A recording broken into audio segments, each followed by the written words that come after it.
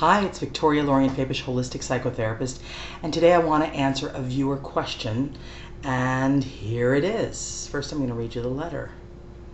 So, hi Victoria, I just watched a video of yours and I'm compelled to write. I've been involved with a wonderful man and has asked me to marry him. Congratulations.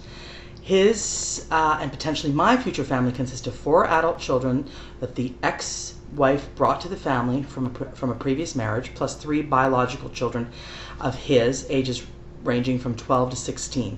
The ex-wife has moved out of state with yet another man. She has been diagnosed with borderline personality disorder, narcissism, /narcissism, in addition to the 24-year-old daughter who is also borderline personality as well. Though the ex has not been too much of an emotional toll on me, learning to deal with the older daughter, I will call her A, is a daily challenge. A is married with a 4-year-old child from a previous marriage, but A and her husband consistently fight and break up weekly. She always runs home to daddy with her daughter and belongings in tow. This is very much a revolving door at daddy's house.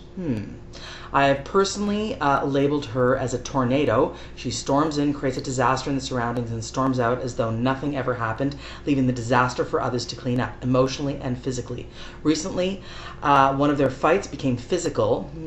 This was the first physical episode that I had witnessed. I have witnessed the verbal abuse, and she expresses on the family on many occasions, and though she and I have done well, I was recently on the receiving end with her expressing resentment toward me because I told her and her husband to get out of the house during the physical fight.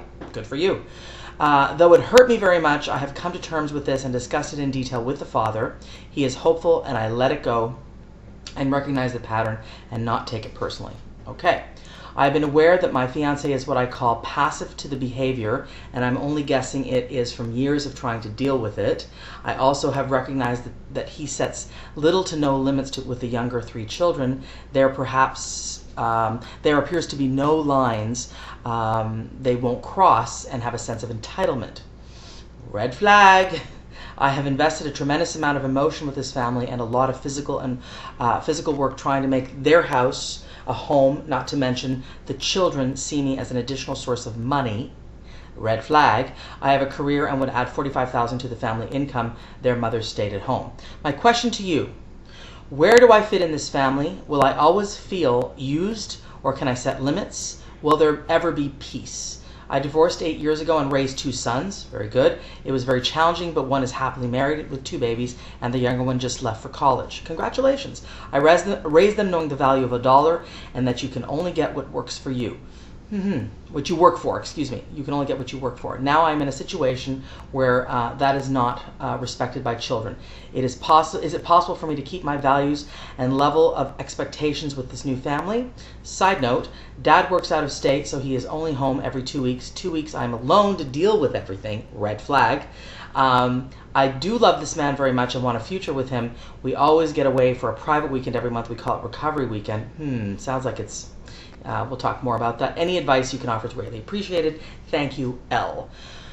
L, I'm a little concerned about you because, you know, on the one hand, I'm seeing that you really don't have a lot of power in the dynamic because they're his kids, his family, and here you are trying to kind of save them and model them after your family and what you have accomplished. I don't think that's possible. I think you need to have a very strong conversation with your fiancé in which you lay out your limitations, your boundaries, your needs and wants, and stick to them, because it sounds like you're enabling dysfunction, which I don't think is what you want to do. I think your intentions are really good, but the best intentions are kind of paved to hell sometimes. So I don't want you to get into a terrible place emotionally yourself and feeling used and abused because you have not followed through on your boundaries.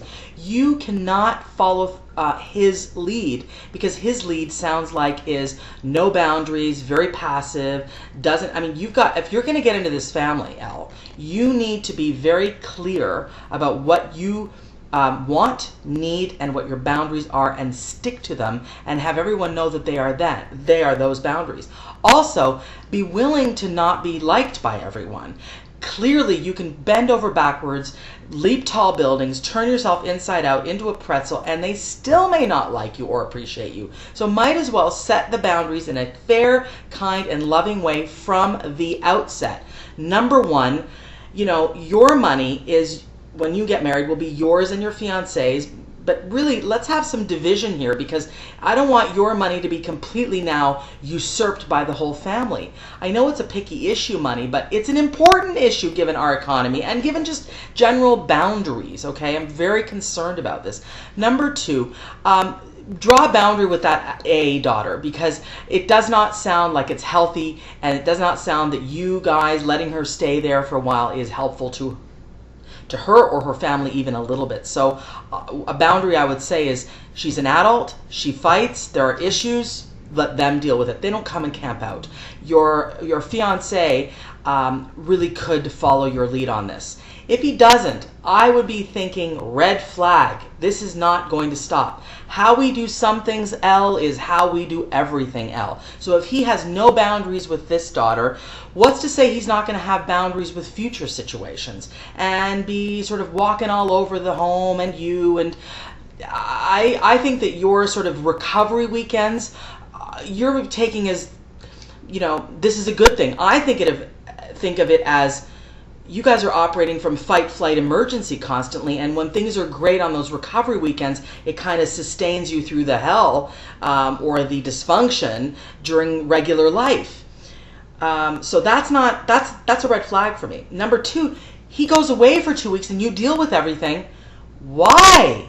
That's not, in my opinion, fair. So it is what it is, but while you're doing that, you need to know that there are certain consequences to choices you're making.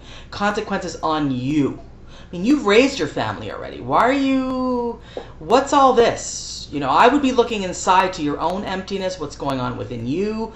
You sense that this is a problem, obviously, if you're writing me. So what's this all about? What's the source of this? You got to ask yourself very clearly, what is the source of you allowing yourself to be treated like a doormat at times? And it's only going to get worse, So be very careful with yourself. Look at all the red flags that I spoke about, and also get a list of boundaries, number two. And number three, have a clear sort of agreement with your fiance around money and around what you allow that home that is now yours as well to allow that home to be accommodating to. And I do not think that the adult daughter should be allowed to, splay her tornado all over everybody. Okay, so keep us posted. I just want to say good luck. Get your boundaries in order, and self-value. You've done a lot of good things.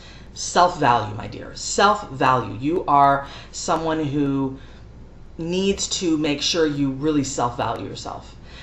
As usual, I am asking for your questions and comments, and askvictoria@rogers.com. Happy summer 2011. It's been a great one here in Toronto, and I'm thinking about all of you. Blessings.